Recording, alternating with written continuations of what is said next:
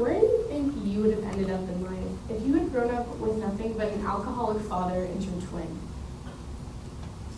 So, there's a story I once heard about twin brothers who grew up with an alcoholic father and no mother.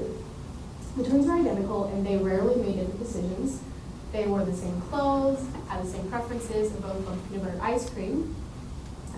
Time goes on, and the twins are adults now, and even though they're twins, they are completely different. When asked how the twins ended up so differently, their answers were shockingly similar. The alcoholic twin said that he had been around his alcoholic father so much when he was younger, and alcohol, it was really only fate that he ended up that way because the influence of his father kind of settled on him. And they asked the successful brother, and he said that he had been around his alcoholic brother so much, and alcohol, he saw what it had done to his father, so he vowed to never go near alcohol. He knew that over time he could improve his life, even though at the time it wasn't going so well. So, what's the difference between the two brothers? It really all comes down to one thing: a growth mindset. A growth mindset nowadays is becoming the key to success, and the way you think can change the path your life is taking for better or for worse.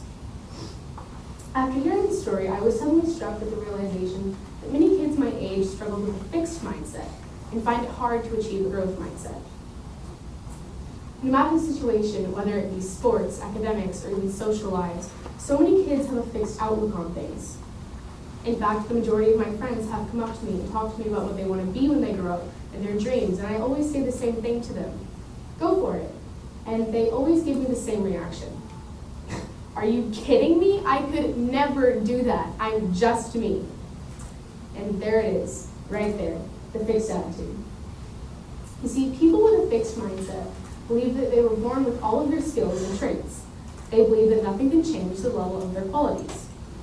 So say somebody with a fixed mindset were to be born with many good qualities, then they're pretty much set for life, right? Not exactly, because that person is basically committing themselves to not advancing in life at all. You can improve your qualities with dedication and effort. This is what people with a growth mindset think. They view their aspects as things that can be improved or achieved, and they are aware of the fact that nobody has ever achieved anything noticeable or great without years of hard, exhausting, passionate work and practice. Now, understanding growth mindset can be a little confusing, but it's okay because we have educated adults and lab coats to tell us more about it. Neuroscience shows that the brain is in fact malleable, meaning you can train it. Yes, you can train your brain. All you have to do is put it on a diet, take it for walks, and maybe take it to the gym with you a few days a week. I'm just kidding, but your brain does kind of work this way. Think of your brain as a muscle. Anatomically, it's not a muscle, but you can treat it like one. When we exercise or challenge our muscles, they grow, and when they grow, they get stronger. So if we exercise and challenge our brains, they'll grow, therefore getting stronger. This is how a growth mindset works. And if you have a growth mindset, you can apply it to a wide variety of things in your life. Like I said before, academics. For example, say you got an unsatisfactory grade on a test. You shouldn't shrug it off and say, better luck next time. Maybe you could commit to studying harder or ask your teacher for more homework so you can get better at the topic. You shouldn't accept a bad grade. You should accept it and then make it better with a growth mindset. Now, the tricky part about this whole growth mindset thing is that some kids can't learn how to have a growth mindset, or they don't know how to learn how to have a growth mindset. So the type of mindset kid has is originally developed at home, and I think this is a good place to start. However, whatever mindset your child is left with when they leave home and reach higher grades is the one you develop in your household. This mindset is then further maintained and developed in school. After all, it's where your child is the majority of their time and where they're influenced the most and where they learn the most, so it must be where their learning strategies are developed. I believe this is where the problem lies, at school and in the education system. Fixed mindsets are so easy to find here when daily kids are building walls around themselves to avoid tests and grades and even homework because they doubt themselves. I think this problem needs to be dealt with, and we can't just allow kids to go through life with a fixed mindset when we can help develop a growth mindset here at school. So, here's my solution. Here at Branson Junior High, we have a special program called Studio 7, And at the beginning of the year, kids were randomly selected and put into Studio 7. I was lucky enough to be one of those kids, and so far Studio 7 has been awesome. Pretty much everybody a part of Studio 7 stays in the same hallway for our 4 core subjects: English, math, history, and science.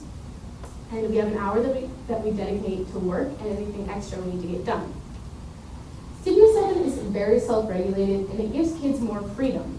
For example, we create our own schedules to fit our desires, and the majority of our assignments are self-paced, so we don't have deadlines looming over our shoulder and forcing us to not perform to our highest abilities. However, with all of this freedom, we do have to be kept responsible, and being in Studio 7 has given me a greater sense of responsibility because I'm basically keeping track of everything I'm doing and where I'm going, and I don't have a teacher to be monitoring me and my every move. Just imagine if every classroom in every school was like this. Imagine how many growth mindsets would sprout inside of kids. Now, this could be a difficult transition for some schools, so we can take it one step at a time. We have to ingrain a message into the brains of students. Effort, effort, effort, and challenges, challenges, challenges. It honestly saddens me to see that so many kids my age retreat into their shell every single time something hard comes creeping around the corner. Adjusting the way we teach can help everybody achieve a growth mindset, but in order for us to all achieve a growth mindset, we have to be pushed in the right direction, and I think changing the environment in our schools is the key, the key to doing this. So I think that, so let me bring something back real quick. You remember the twins, right? Good, because they're about to help us launch this generation into an entirely different school system where kids are taught how to succeed. I just believe that everybody deserves to achieve something great and make a difference in the world. But in order for all of this to happen, we need you guys. We need you to choose which brother you want to be, and we need you to choose which brother will take a part in our schools. We need you to choose growth mindset. Thank you.